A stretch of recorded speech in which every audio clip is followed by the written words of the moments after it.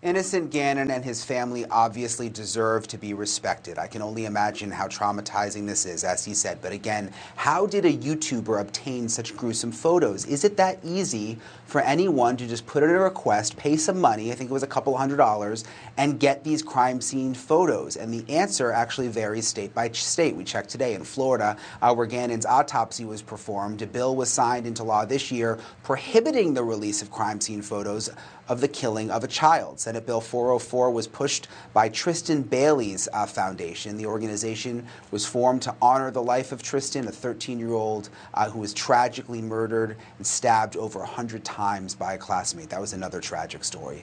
The Bailey family's attorney said there were multiple requests to see crime scene photos, but the problem is these horrific photos of children, they can get into the wrong hands, as we've seen now. Just what happened with Zav Girl, who didn't just obtain these photos and release them on her account, but again, charged people to view them, tried to make money off of the death of that little boy. We obviously need a better way to protect children like Tristyn and also Gannon and victims' families all over the place. Joining me now is the Bailey family's attorney, Matt Hinson. Matt, thank you so much for being with us. You're sort of an expert on this topic.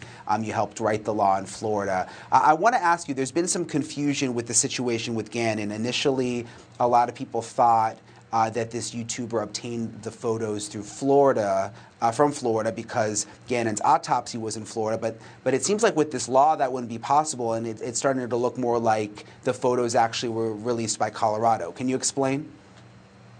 What we've learned just in researching today is it does appear that these photos were released during a public records request that was made in Colorado, just from the initial information we have. But I think the bigger picture here is not just what's happening in a state-by-state perspective, but what are we doing as a society to protect these children, to protect the victims' families in this situation. And that's what the Tristyn Bailey Memorial Fund and the foundation is set up to do, and that's what their family is dedicated to do. And they are set that they are going to do this across the United States and help other families that are in other countries.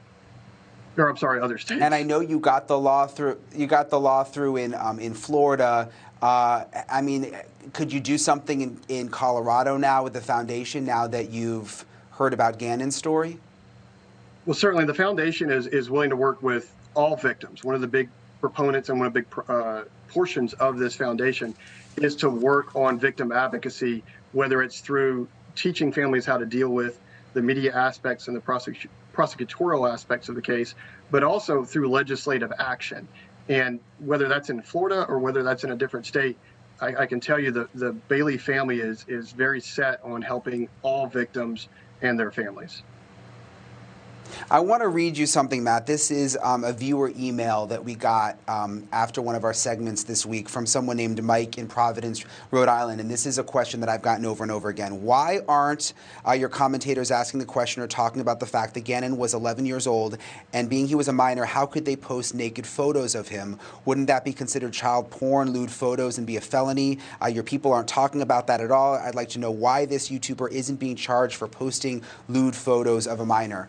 I just have to say, I didn't see the video with my own eyes, so I don't know that the photos were actually of him naked. There's been a lot of discussion about that online, but if they were, I mean, wouldn't that be a crime, Matt?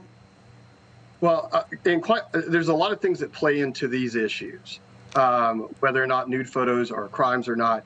But what we're really looking at is whether or not we can make state-by-state laws to protect the release of these photos, but then at a more federal perspective, and what I think we would probably consider maybe the holy grail of victim advocacy would be getting the federal government and the legislature and Congress to do something about protecting these at a larger scale.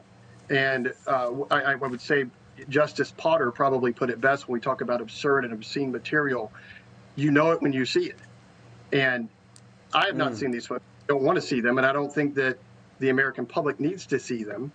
For a number of reasons, but just contemplating what they would be, I think you know it when you see it. I think you see it there. And I believe, regardless of that, there needs to be some legislation at both the state and federal level to correct these issues.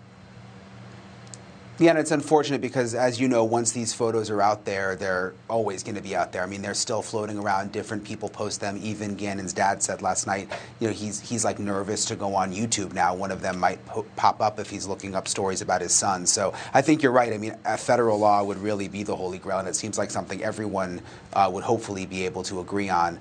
Matt Hinson, thank you so much for coming on tonight and for all the advocacy work that you do.